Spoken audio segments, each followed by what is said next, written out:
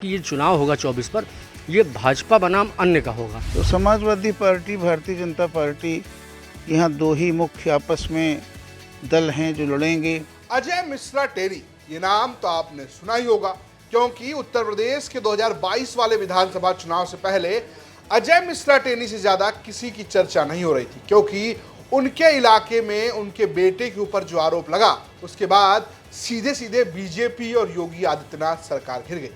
तमाम आरोपों के बाद भी अजय मिश्रा टेनी अभी भी मोदी सरकार में मंत्री हैं और उनकी सीट पर क्या हालचाल है वो हम आपको बताएंगे।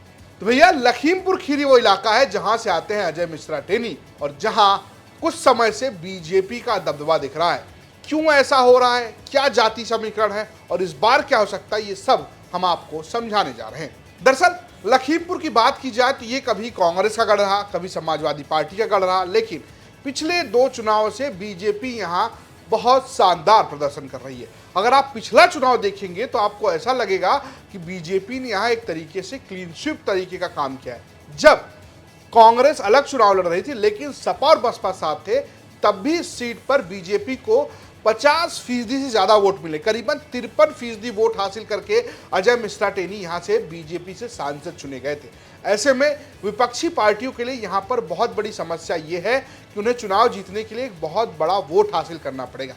हालांकि कांग्रेस के लिए भी सीट काफी अच्छी रही थी, तो वो लगातार यहाँ चुनाव भी जीतते रहे और पिछले चुनाव में भी उन्होंने अच्छा प्रदर्शन किया था और यही माना जा रहा है कि यही बड़ा कारण रहा कि यहाँ पर सपा और बसपा का गठबंधन फेल हो गया। अगर हम इतिहास की बात करें, यानी कि पिछले 4 चुनाव की बात करें, तो 2019 और 2014 में अजय मिश्रा टेनी यहाँ से चुनाव जीते, जबकि 2009 में सिर्फ 30% वोट हासिल करके कांग्रेस के जफर अली नकवी सांसद चुने गए थे। वहीं 2004 में समाजवादी पार्टी से रवि प्रकाश वर्मा सांसद बने थे। दरअसल इस सीट पे न सिर्फ ब्राह्मणों की संख्या अच्छी खासी है, बल्कि ओबीसी सबसे ज्यादा आते हैं और ओबीसी होने की वजह से ये अभी बीजेपी के लिए एक मुफीद है, क्योंकि गैर यादव ओबीसी का जो वोट है वो भारतीय जनता पार्टी के साथ दिखता है। साथ ही साथ दलित और ब्राह्मणों का जो कॉम्बिनेशन है वो बीजेपी को यहाँ पर मारक बनाता है। एक अनुमान के मुताबिक इस सीट पर 4,75,000 के करीब ओबीसी है, जिनमें सबसे ज्यादा संख्या कुर्मी बिरादरी की बताई जाती है। इसके अलावा दलितों की संख्या 4,25,000 के करीब बताई जाती है, जबकि मुसलमानों की संख्या 3,25,000 के करीब बताई जाती है।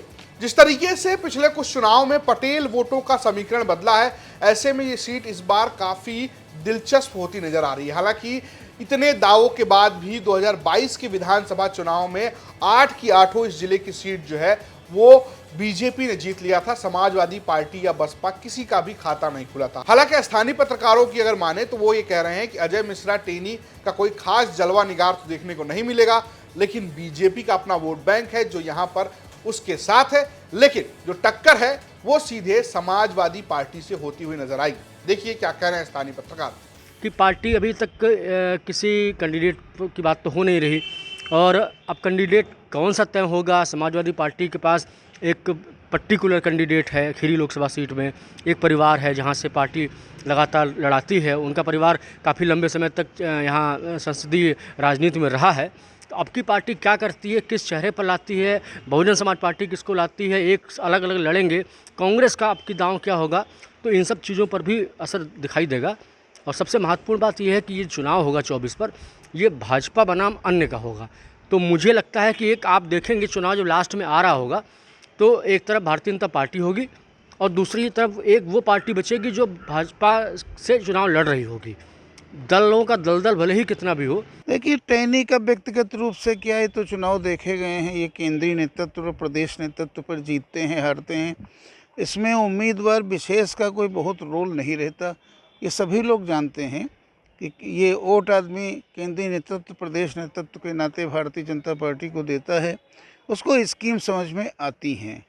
तो इसमें कोई टेनी का कोई बहुत ज़्यादा रोल मेरी समझ में नहीं आता है। तो स्थानीय पत्रकारों की माने तो बीजेपी के लिए यहाँ पर चीजें ठीक हैं, लेकिन जो चुनौती है वो किसी एक पार्टी से होने वाली है और वो पार्टी समाजवादी बन सकती है, क्योंकि यहाँ से एक खास परिवार समाजवादी पार्टी के लिए लगातार चुनाव लड़ता रहा है और वहीं से कोई समीकरण खुल सकता है। लेकिन अभी माहौल बीजेपी के पक्ष में नजर आता है। ये तो रही बात लखीमपुर खीरी सीट की। ऐसे ही हम आपको सभी लोकसभा सीटों के बारे में बता रहे हैं। अगर आपको अपनी लोकसभा सीट के बारे में जानना है तो आपको करना होगा एक काम, आपको जाना होगा कौन जीतेगा यूपी लोकसभा इलेक्शन की प्लेलिस्ट में और अपनी सीट की जानकारी इकट्ठा कर लेनी है। फिलहाल ये स्टोरी आपके लिए भेजी थी लखीमपुर से हमारे सहयोगी अभिषेक वर्मा ने, प्रस्तुत किया है मैंने रजत ने और कैमरे के पीछे है रंजीत। देखते रहिए यूपी तक। नमस्कार।